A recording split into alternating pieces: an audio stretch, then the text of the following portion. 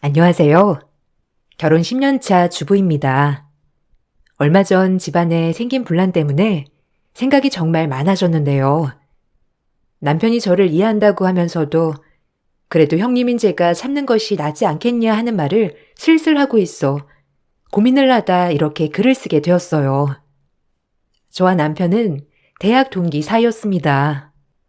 대학에 입학하고 나서부터 친하게 지내기 시작했는데요.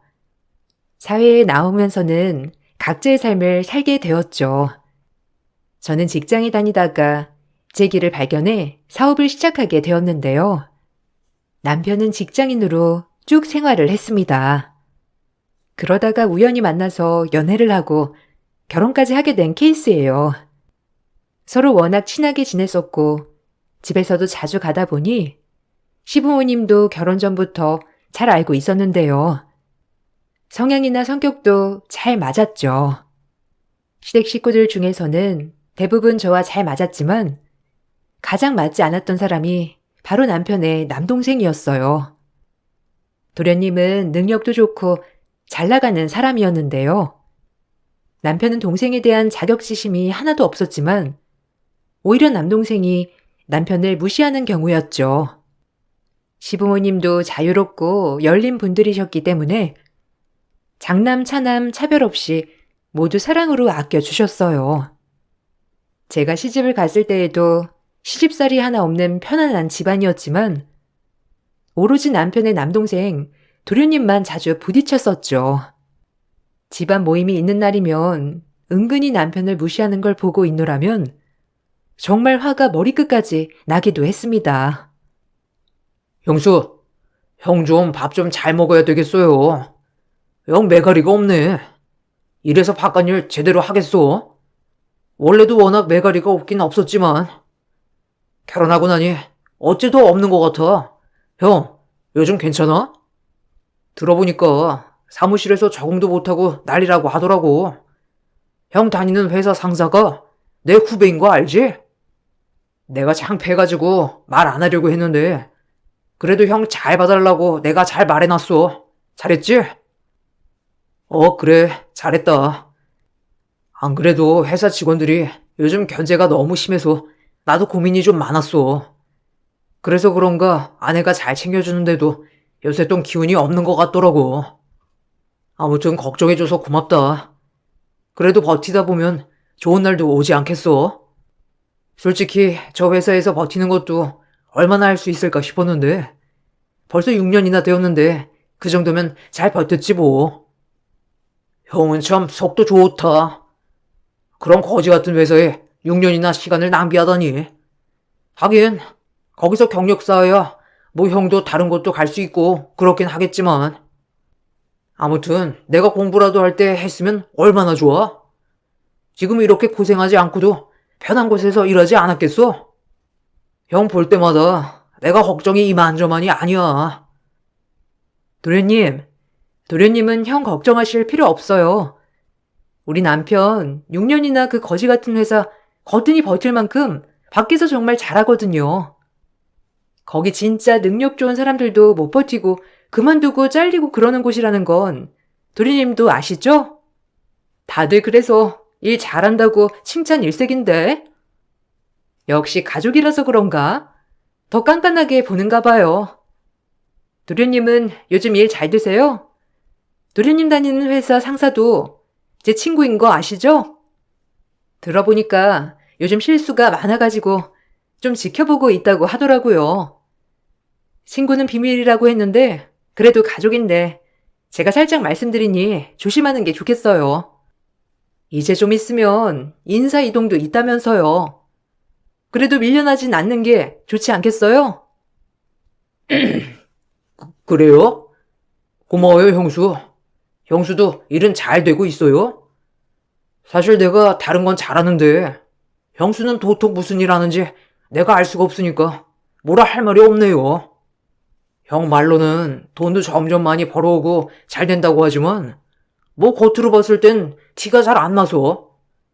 그렇게 잘 되면 형수님 옷이라도 좀 멋있고 고급스러운 걸로 사 입어요. 매번 후줄근하게 옷이니 잘 나가는 줄도 모르겠네요. 형수님, 그래도 돈 벌면 쓸 곳은 써야 되는 거예요. 아, 도련님, 이런 브랜드 같은 건 잘 모르시는구나. 하긴, 이게 잘 티가 안 나긴 하죠.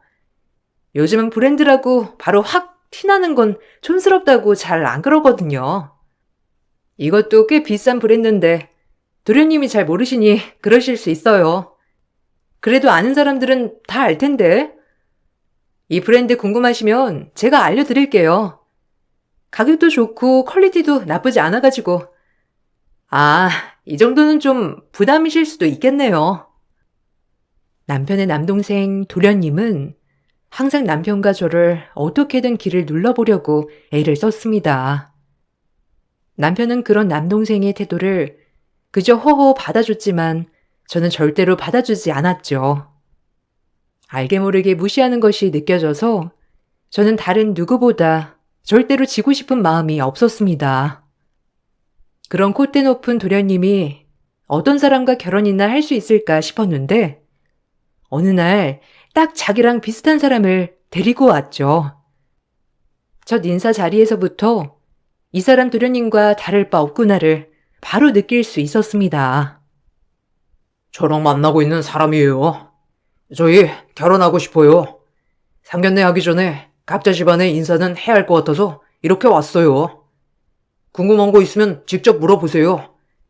워낙 능력이 좋은 사람이라서 내가 이 사람 꿰려고 엄청 노력을 많이 했거든요. 그러니까 너무 견제하지 마시고 잘 봐주세요. 사회에서는 정말 능력 탄탄한 사람이니까. 자기도 참. 안녕하세요. 김송이입니다. 재준 씨랑은 소개로 만났어요. 2년 동안 연애했는데 가족들은 서로 이번에 처음 봤어요. 가끔 어머님은 뵙긴 했지만 다른 가족분들은 처음이네요. 형님이랑 형수님은 저 처음 보시죠? 잘 부탁드려요. 어머, 반가워요. 도련님이 만나는 사람이 있다는 건 알았는데 이렇게 멋진 분이신진 몰랐네요. 앞으로 잘 지내봐요. 결혼은 이제 준비하려고 하시는 거예요? 결혼 준비하시려면 정말 바쁘시겠어요. 나야 결혼한 지 이제 10년이 다 되어가지고 어떻게 준비했는지 전혀 생각이 안 나네요. 우리 할 때에 비해선 요즘은 더 고급스럽고 깔끔하게 잘한다고 하더라고요. 아무래도 10년 전이랑은 좀 비교하기 힘들지 않겠어요? 그때는 뭐 돈 없어도 대충 결혼식 할 수 있었잖아요. 요즘은 스냅부터가 다르잖아요. 웨딩드레스도 퀄리티부터가 다르고. 그러고 보니 형님은 무슨 일 하세요? 들어보니까 사업하신다고 하시던데. 아, 조그맣게 물류업 하고 있어요. 개인이 아니고 기업 대 기업이라서 아마 생소하실 수도 있겠네요. 도련님이랑은 같은 분야에서 일하신다고 들었어요. 도련님도 정말 바쁘신데 일하시느라 바쁘겠네요. 요즘 도련님은 매일 야근하신다고 어머님이 걱정이 많으시더라고요. 결혼 준비까지 하려면 정신 없겠네요. 아, 뭐, 저는 그것보다 능력이 좀 있어서 여유로운 편이죠. 어떤 사람들은 열심히 일하면 그만큼 돈 번다고 하지만 짧은 시간 내에 많이 버는 것도 능력이라면 능력이죠. 저는 그런 능력을 갖고 있으니까 뭐 문제 없어요. 근데 물류업이면 제가 알만도 한데 어딘지 전혀 모르겠네요. 조그맣게 하시는 거예요? 요즘 물류업 경기가 안 좋다고 하는데 아휴, 걱정 많으시겠어요. 들어보니 남자친구가 형도 직장이 위태롭다면서 걱정 많이 하던데 여러모로 고민 많으시겠네요. 대놓고 무시하는 동서의 태도를 보니 도련님이 끼리끼리 아주 잘 만났다고 생각을 했습니다. 사실 도련님과는 시댁에서 모임을 갖지 않는 이상 거의 만나는 일이 없었어요. 그래서 한 번씩 얄밉게 말을 하긴 해도 자주 마주치지 않으니 어려움이 없었죠. 그렇지만 도련님이 결혼을 하고 나서는 여러모로 스트레스를 받는 일들이 많아졌어요. 아무래도 새 식구가 들어오니 시댁에서도 자주 보면서 친해져야 한다는 말들이 있었죠. 그래서 자주 모임을 갖게 되었습니다. 근데 매번 갈 때마다 비아냥거리는 동서 부부의 모습을 보면서 속에 끓어오르는 분노를 여러 번 감내해야만 했습니다. 동서는 집안에서 주도권을 잡기 위해 부단히도 노력했죠. 시부모님이 워낙 쿨하시고 제 말에는 거의 동의를 해주셨기 때문에 사실 언뜻 보면 제 뜻대로 흘러가는 것처럼 보였거든요. 그렇지만 저 역시 오랜 결혼 생활로 시댁 식구들의 모든 상황을 다 고려하고 있었기에 보통은 정리를 다하고 이야기를 하는 것들이 많아서 실제로 보면 제가 주도권을 잡기보다는 정리를 하는 것이라 볼 수 있었어요. 이런 것을 갓 결혼한 동서가 제대로 파악할 수는 없었던 것이었죠. 저야 워낙 오래전부터 봐왔던 시부모님이셨기 때문에 저는 편하게 지냈지만 그게 꼴보기 싫었던 동서가 먼저 지적을 하기도 했습니다. 이번에 여름휴가 때 가기로 했던 여행 있잖아요. 그거 혹시 다음으로 미루는 게 어떠세요? 아무래도 남편 일정도 맞추기가 너무 어렵고 아니면 어머님, 아버님만 따로 다녀오시는 건 어떠세요? 저희랑 같이 가려고 시간 맞추려면 더 시간 맞추기 어려워지는 것 같아서요. 일정이나 이런 건 제가 알아서 다 짜드릴 테니까 그대로 편하게 여름휴가 다녀오시면 될 것 같아요. 아, 그래. 그네가 알아서 정해 말해줘. 일정이 안 맞다니 어쩔 수 없지 뭐. 올해는 우리들만 편하게 다녀와야 되겠구나. 작은 애는 너무 서운해하지 마라. 우리가 작년에 미리 정해둔 일정이어가지고 그런 거니까. 그리고 가족여행이라고 해서 다 참석을 하는 건 아니니까 둘째도 너무 부담 갖지 말고, 알았지? 에이, 저는 꼭 참석하고 싶어요, 어머님. 어머님, 아버님이랑 같이 여행도 다니면 너무 재미있고 좋을 것 같은데요? 근데 형님은 왜 일정 맞추기 힘들다고 자리를 빼는 거예요? 아주버님 안 되시면 형님이라도 같이 가시면 되죠. 저라면 제 일정 조정해서라도 어머님, 아버님이랑 같이 여행 가는 걸 좋아할 텐데. 다음에는 그럼 저랑 가세요. 저는 시간 다 정리해서 같이 갈 수 있어요. 아이고, 아니다. 같이 여행 가는 건 나중에 천천히 가면 되는 거지 뭐. 그네야 우리랑 여행 많이 갔다 왔어. 큰아들 없이도 말이야. 소진이랑만 같이 간 적도 뭐 많았지. 우리야 워낙 오래전에 봐온 사이라서 편해서 그럴 수 있는 거지만 너무 무리할 필요는 없어. 그냥 시간 맞는 사람들끼리 갔다 오면 되는 거니까 지금 당장 결정하지 말고 나중에 한번 보면서 결정하거라. 저는 딱 봐도 어머님, 아버님이랑은 잘 맞을 것 같은데요? 형님이랑은 좀 취향이 차이가 있는 것 같지만 그럼 어머님, 차라리 일정을 제가 짜드리는 건 어떠세요? 딱 봐도 형님은 여행 별로 안 다녀보셨을 것 같은데 저 여행 진짜 많이 가봤거든요. 안 가본 국가도 없고 아마 다른 사람들 많이 가본다는 곳은 거의 다 가본 것 같아요. 주변에도 여행 자주 다니는 사람들도 많고요. 그래? 그럼 동서가 일정 한번 짜볼래? 아버님, 어머님은 많이 걷지 않고 편안하게 쉬면서 일정 짜는 게 나아. 하루 빡빡하게 일정 짜는 것보다는 거의 하루에 한 곳 정도만 갔다 오고 나머지 시간은 숙소에서 편안하게 보낸 스케줄로 세우는 게 편하시고 좋으니까 참고해서 짜면 좋을 거야. 에이, 형님. 역시 여행을 많이 안 가보셨네요. 이런 곳은 한 번 갈 때 딱 유명한 곳은 다 돌고 와야죠. 그리고 힘들 게 뭐가 있어요? 거의 차 타고 이동해서 사진 찍고 오는 건데 숙소에만 있으려면 여행은 왜 가요? 그냥 집에서 푹 쉬는 게 낫지. 둘째야, 이건 첫째 말이 맞아. 우리가 다 차를 오래 타면 멀미가 좀 심해서 하루 하나 정도만 갔다 오는 게 낫다.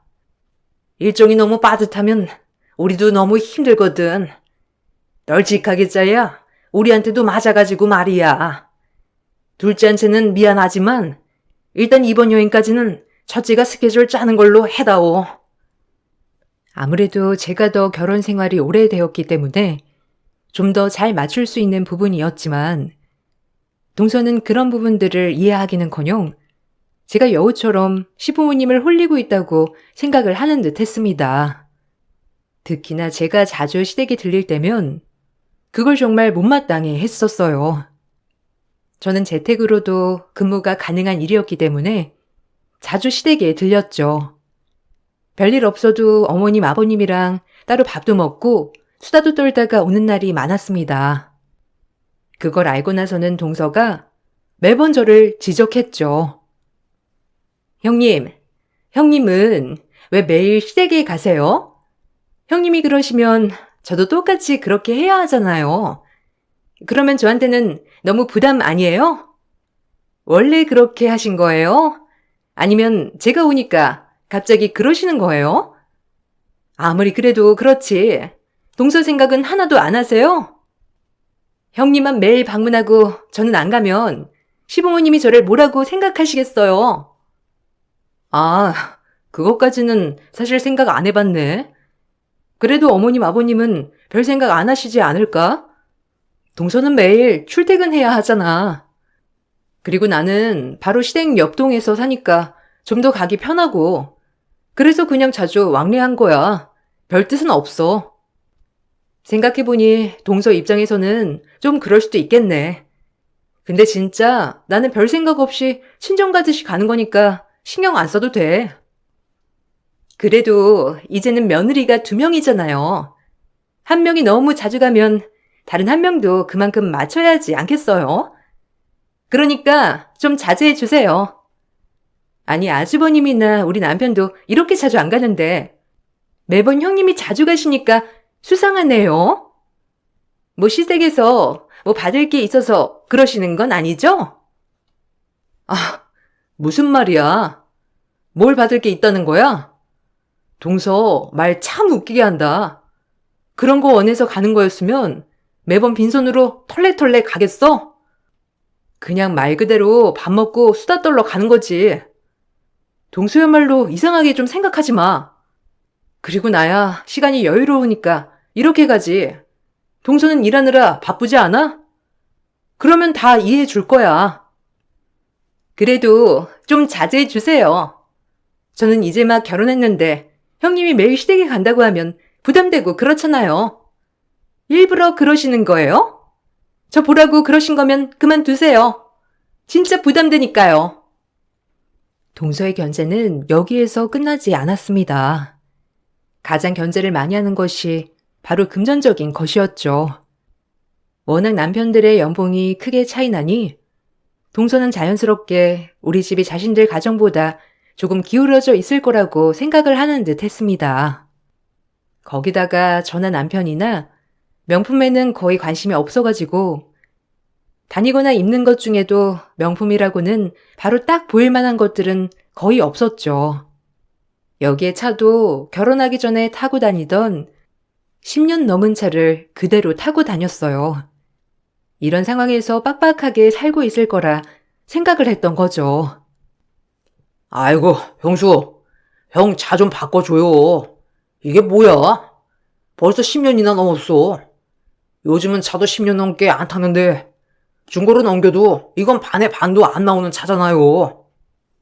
형이 그래도 나이가 있지? 이렇게 후줄근하게 하고 다니고 차도 오래되고 후줄근하면 사람들이 무시하지 않겠어요? 아무리 버는 게 적어도 그렇지. 하고 다니는 건 좀 깔끔하게 제대로 갖춰야 부모님 면도 사는 거죠. 남편 말이 맞아요. 형님이랑 아주버님, 이번에 차 좀 바꾸세요.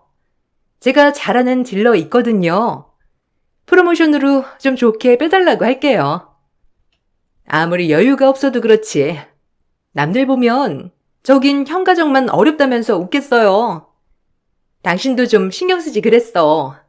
아무리 그래도 이건 좀 가족들이 다 잘 살아야 그게 제일 좋은 거야. 그러게 말이야. 내가 결혼하기 전에는 하나하나 다 신경을 못 썼네. 역시 자기 있으니까 내가 가족들도 살펴보고 역시 자기야. 내가 나 사는 것만 바빠서 이런 것도 신경을 못 썼네. 우리 와이프가 이런 건 진짜 잘 챙겨. 형수, 봤어요? 우리 와이프는 딱 자기 급에 맞춰서 차 타고 다니잖아요. 아까 봤어요? 이번에 새로 신차 계약했는데 그거 나오면 이번에 타던 차 형이나 형수님 가져가서 타세요. 아니에요. 괜찮아요. 지금 우리가 타는 차도 앞으로 몇 년은 더 탈 수 있어요. 요즘은 10년 안 돼서 차 바꾼다곤 하지만 그렇다고 해서 너무 자주 바꾸는 것도 솔직히 낭비잖아요. 뭐 동서나 도련님이야 능력이 되니까 그럴 수도 있을지 몰라도 뭐 우리는 아끼면서 살려고요. 사람 일이 언제 어떻게 될지 모르는 거 아니에요? 거기다가 매번 나눠내는 것도 그렇고 그냥 돈 모아서 한 번에 사도 되는 거니까. 그러고 보니 도련님 이번에 차 바꾸니까 어버이날 때 어머님 아버님 용돈도 못 드렸던 거예요? 그 많은 연봉 다 어디다 뒀어요? 나는 용돈도 안 챙겨드렸길래 뭔 큰일이라도 있는 줄 알았죠. 그건 그래서 그런 건 아니고 아무튼 살짝 차를 사면서 추가로 돈 들어갈 게 있어가지고 그런 거예요. 다음에는 제가 2배로 챙겨드리기로 했어요. 아니, 형수님은 별걸 다 기억하고 계시네요. 아니, 내가 기억하고 싶어서 기억한 건 아닌데 어머님이 하도 걱정하셔가지고 제가 기억하는 거예요. 도련님 상사가 제 친구잖아요. 혹시 도련님 무슨 일 있을까봐 한번 물어봐 줄 수 있냐고 하셨거든요. 얼마나 걱정되셨을까 싶었는데 어머님이 괜한 걱정 하셨나 보네요. 근데 도련님 진짜 괜찮아요? 친구가 저번에 언뜻 말한 게 요즘 회사 사정이 별로 좋지 않다고 하던데 친구도 월급 밀렸다고 했거든요. 그건 걱정하지 마세요. 월급 밀려도 제가 다 커버할 수 있는 능력 되니까 괜찮아요. 그런 건 뭐 가볍게 다 커버할 수 있죠. 누구처럼 능력 없어도 꾸역꾸역 버티는 게 아니라 언제든지 남편이 힘들면 그만둘 수 있게 제가 또 능력 잘 갖췄잖아요. 그러니까 형님이 그거 걱정 안 하셔도 될 것 같아요. 아, 맞아. 동서가 능력이 좋다고 했지? 도련님은 좋으시겠어요. 동서가 능력 있으니까 요즘 위태위태하다고 하는데 도련님은 마음 푹 놓고 지낼 수 있겠네요.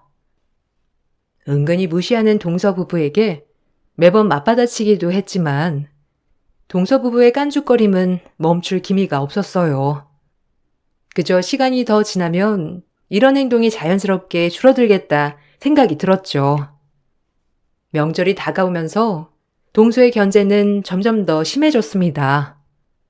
거기에 대해서는 신경을 안 쓰려고 했지만 점점 도를 넘어서는 동서의 행동에 저도 한계를 느끼고 있었어요. 그러던 명절날 결국 한판 붙게 되었습니다. 어머님께서 몸살이 나셔서 몇 주 동안 제대로 음식을 해드시지 못하셨죠. 그래서 명절에 모이면서 이런저런 반찬을 해야 되겠다 생각을 했어요. 전날 미리 깍두기를 담그려고 모든 재료들을 준비하고 당일 동서에게 무치기만 해달라 부탁하려고 했죠. 그 사이에 저는 다른 반찬들을 하려고 했습니다. 동서, 오늘 좀 바빠? 안 그래도 어머님 몸이 많이 안 좋으셔가지고 우리도 얼른 정리하고 가야 할 것 같은데 그래도 그동안 어머님이랑 아버님 드실 반찬이 하나도 없더라고. 어머님이 깍두기 좋아하셔서 내가 깍두기 담글 재료들 다 준비했거든? 다른 반찬 하는 사이에 동서가 옆에서 좀 담가주면 안 될까? 그냥 만든 양념 그대로 넣고 비벼주기만 하면 되는데 남편이랑 도련님도 나가서 없네. 부탁할게. 네? 제가 왜요? 형님은 명절 음식도 안 맞는다는데 왜 이런 걸 사서 고생하세요? 하긴 능력이 없으니까 알아서 기는 건가? 형님, 아무리 그래도 이렇게 설설 기면서 반찬까지 다 해다 바쳐야 되겠어요?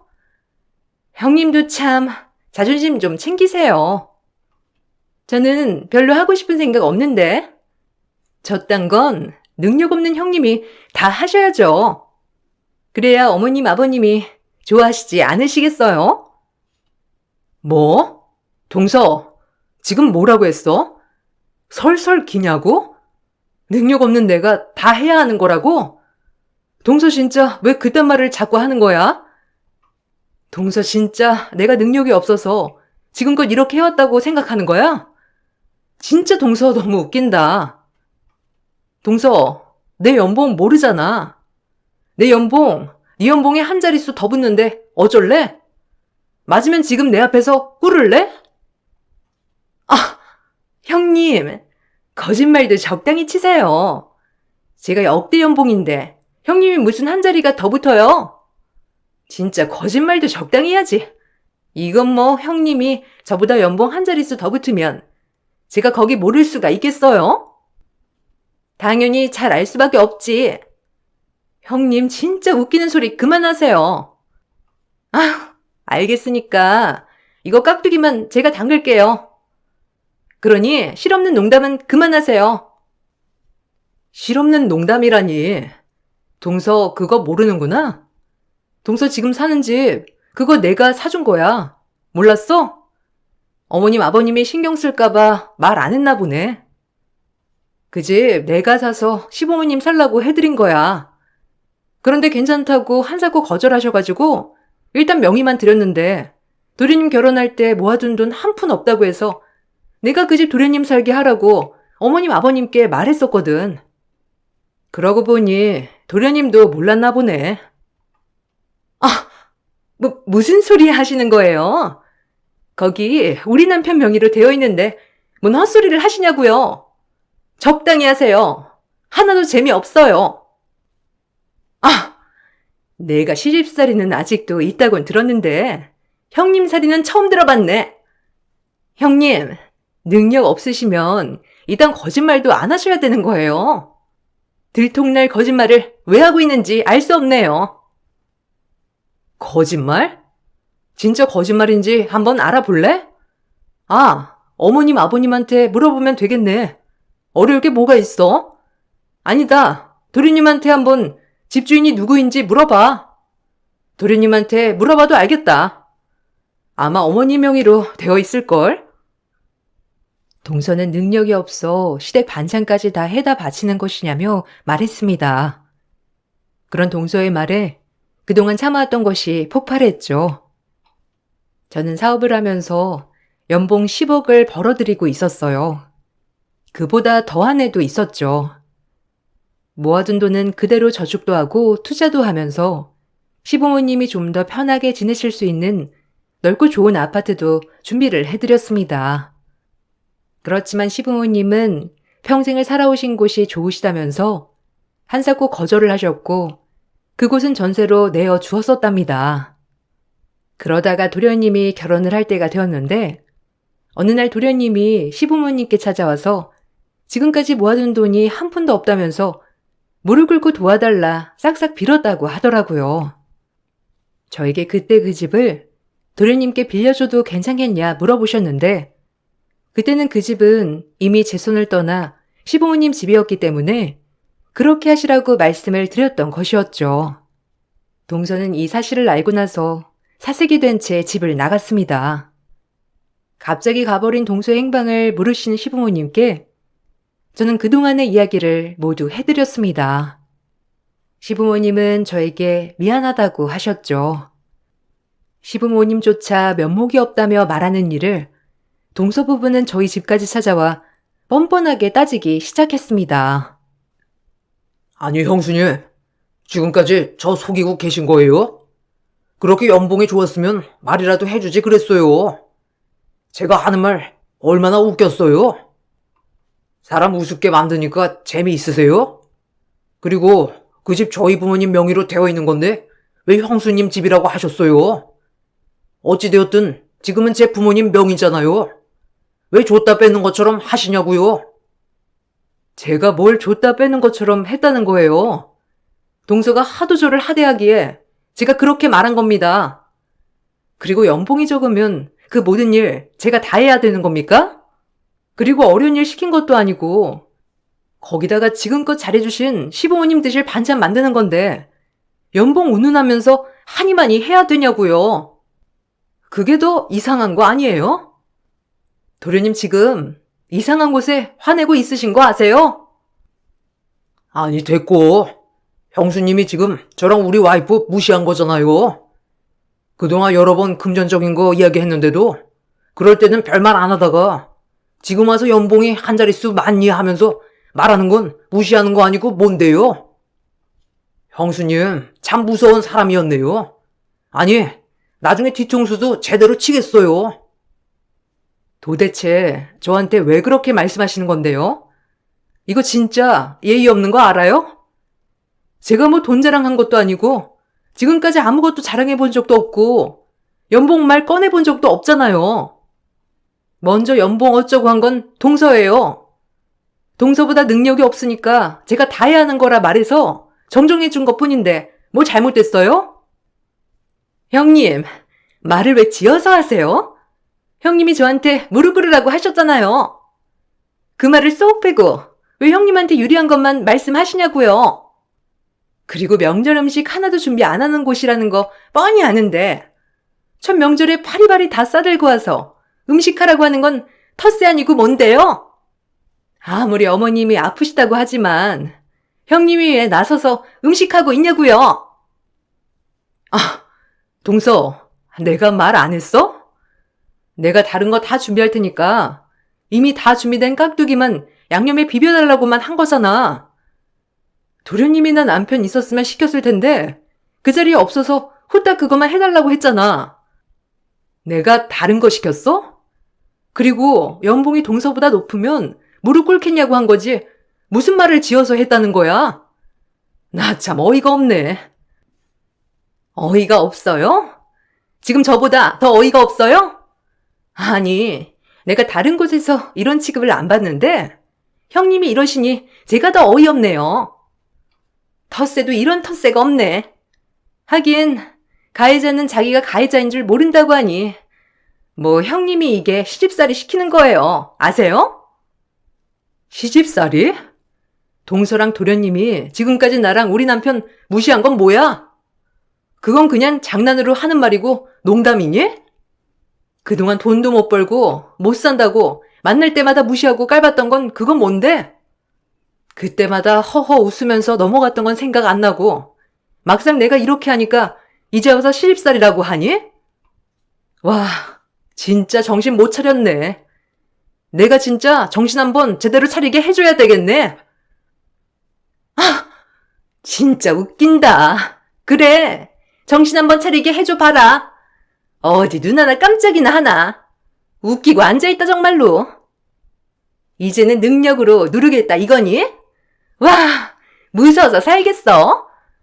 내가 참 형님 살이를 이렇게 고되게 한다 정말. 어디 한번 해봐요.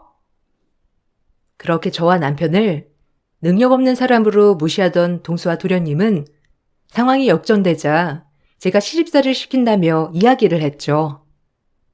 시부모님은 저의 이야기를 듣고서는 모든 결정에 따르겠다고 하셨습니다. 가장 먼저 했던 것은 시부모님이 가지고 계셨던 집을 제 명의로 바꾸는 것이었습니다. 그 후에 저는 동서 부부에게 퇴거 명령을 내렸죠.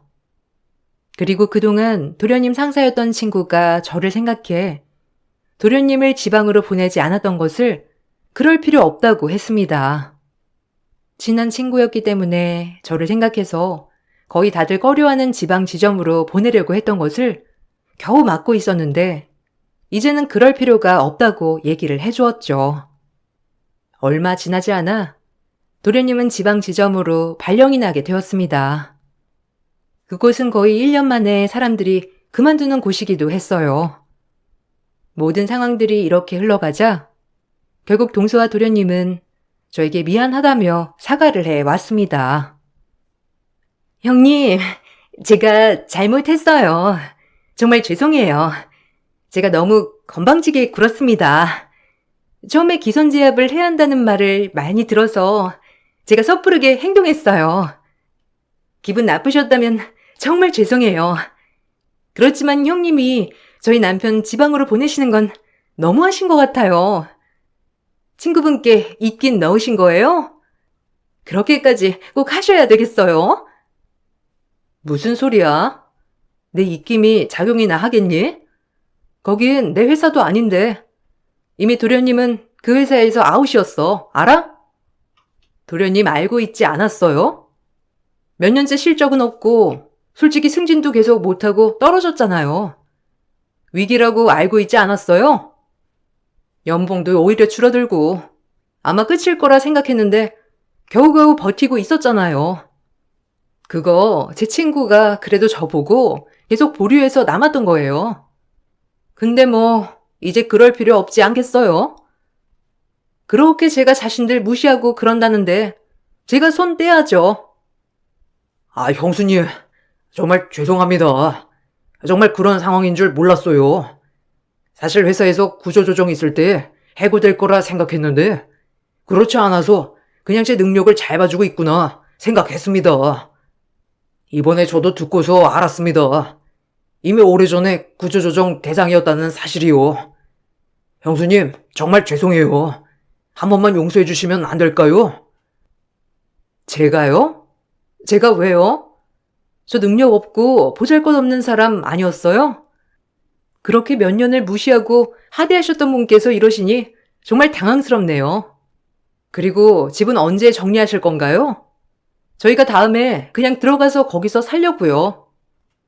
생각해보니 시부모님 편하게 사시라고 지금보다 2배는 더 큰 집 얻어드린 건데 안 사신다고 하니 저희가 가서 살아야겠네요. 형님, 정말 죄송해요. 제가 진짜 부족했습니다. 형님이 이렇게 깊이 생각해 주시는 줄 꿈에도 몰랐어요. 정말 죄송합니다. 남편 지방에 내려가면 저희 주말부부, 아니 월말부부 해야 될지도 몰라요. 지금 집에서 나오면 당장 갈 곳도 없고 친정에서 알면 진짜 큰일 나요. 제발 집만이라도 그냥 놔두시면 안 될까요? 그때 그렇게 당당하게 따지던 사람들은 어디 갔는지 모르겠네. 됐고, 난 이미 결정했어요. 동수나 도련님이나 그 콧대가 다 어디 갔나? 그렇게 무시해놓고선 참. 상처 주고 이렇게 사과하면 끝인가 보다, 그지? 그럼 나도 미안해. 근데 바꿀 생각 없어. 미안하다며 비는 동서 부부에게 저는 바꿀 생각이 없다며 돌아가라는 말을 전했습니다. 어쩔 수 없이 도련님은 지방으로 발령이나 가게 되었고 동서는 다시 친정집으로 들어가게 되었죠. 동서의 친정에서는 저에게 진심으로 미안하다는 말을 전해왔습니다. 딸이 그렇게 무례하게 굴었을 거라고는 상상조차 하지 못했었다며 딸 자식을 잘못 키운 것 같다며 사과를 하셨죠. 도련님은 결국 지방에서 적응하지 못하고 직장을 그만두었습니다. 이후에 들어간 직장은 이전보다 연봉도 반, 일은 더 길게 해야 하는 곳이었죠. 시부모님은 아직도 괘씸한 동서 부부를 안 보고 계십니다. 그동안 제가 꾹꾹 참아왔던 것을 고마워하셨어요. 남편은 그래도 형님이니 이제는 용서를 해주어도 되지 않을까 싶은데 참 저는 쉽지가 않네요. 저의 긴 사연을 들어주신 분들에게 감사의 말을 전합니다. 여러분들도 겉으로 보는 모습보다는 내면의 스펙을 먼저 보시길 바랄게요.